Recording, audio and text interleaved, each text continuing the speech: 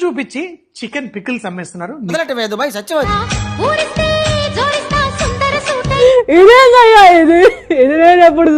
ఒకరి ఇంట్లో person bad words మాట్లాడారు, లాంగ్వేజ్ మాట్లాడారు అన్నంత మాత్రం చెప్పరా నీ వల్లే ఇది వాళ్ళ ఎంత చీప్ బిహేవియర్, ఎంత చీప్ యాటిట్యూడ్, చీప్. ఏం జరిగింది, ఏం జరుగుతోంది, ఏం జరగబోతోంది నాకిప్పుడే తెలియాలి. హలో ఆంటీ, పికిల్స్ ఉన్నాయా? ఇదేంది ఒక్కొక్కటి ఇంత రేట్ ఉన్నాయి? Why so expensive these pickles?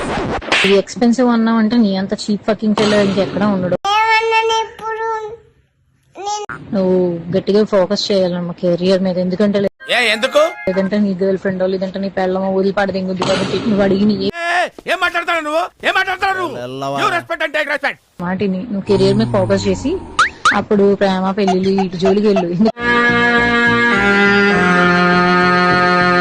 ఎందుకంటే ముష్టి పచ్చడే కొనలేకపోతున్నావు, నువ్వేవడరా. పచ్చళ్ళమ్ముకునే మీకే అంతుంటే కష్టపడి సంపాదించిన డబ్బులతో కొనుక్కుని తినే వాళ్ళ మాకెంత.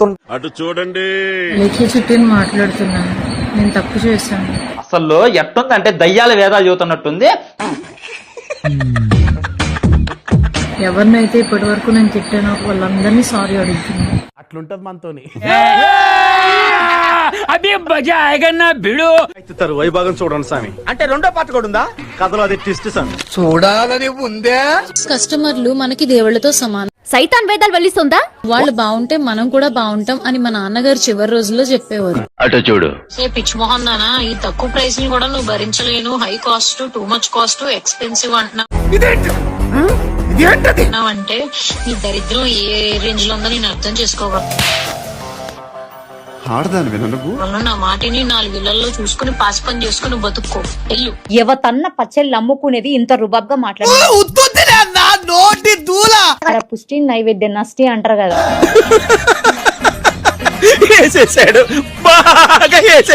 ప్రజలు అనుకుంటే నిన్ను ఉన్నత శిఖరాలకు తీసుకుపోయి కూసబెడతారు. ఏ ప్రజల మీద నువ్వు కోపం చూపించి నీ గర్వాన్ని చూపించాలి అనుకుంటే పాతాళానికి దొక్కుతారు కూడా. గౌరవాన్ని ప్రాణాన్ని మంచి కాపాడుకోవాలి.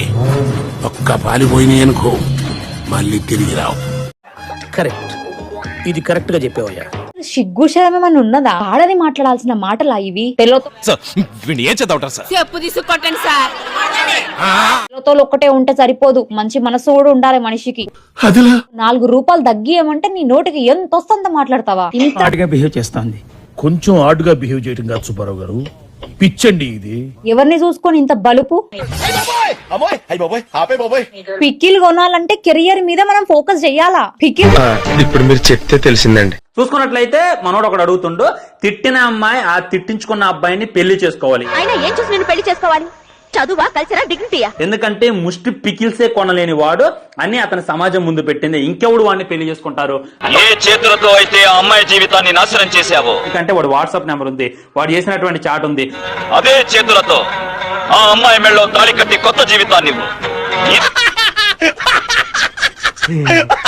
ముష్టి పచ్చడి నువ్వు కొనలేనోడివి, నీ పిల్లాన్ని నువ్వు ఎలా చూసుకుంటావు అని చెప్పి డైరెక్ట్ గా పెట్టింది. దీని వల్ల ఏం జరిగింది అంటే ఆ అబ్బాయి కెరీర్ మీద దెబ్బ కొట్టి ఆ అబ్బాయిని ఇంకెవడు కూడా పెళ్లి చేసుకోపోవచ్చు. అందుకే మేమైతే మాక్సిమం అతను పెళ్ళైన దాకా ఈ అమ్మాయి పెళ్లి చేసుకోవాలని చెప్పి కూడా చాలా మంది కామెంట్ చేస్తున్నారు. కదా మీరు ఎప్పుడు చర్చికి వెళ్తారు కదా క్రిస్టియన్సా? ఆ రోజు ఉగాది రోజు నీట్ గా బొట్టేసుకొని మరి ఏంటి అది అంటే అది నాటకాలు. అబ్బా ఏం యాక్టింగ్ చేశారు అసలు. ఇలాంటి డ్రామాలు నెవర్ బిఫోర్. మీ ముగ్గురికి నేను ప్రత్యేకంగా నిజంగా పోతపోయింది, నేను వెళ్ళి మాట్లాడి ఆస్కార్ అవార్డు ఇప్పిస్తానమ్మా. మీరు యాక్టింగ్ చేద్దామా వీడియోలోకి వచ్చి, నిజంగా చెప్తున్నాను, మీరు వీడియోస్ చేసి యాక్టింగ్ మాత్రం చేద్దాం. అందం తెలియదు. నాన్ వెజ్ పికిల్స్ మీరే చేసుకోండి, దే తినండి, బూతులు తినకండి. చూడటం కాదండి, మీరు చెయ్యాలంతే.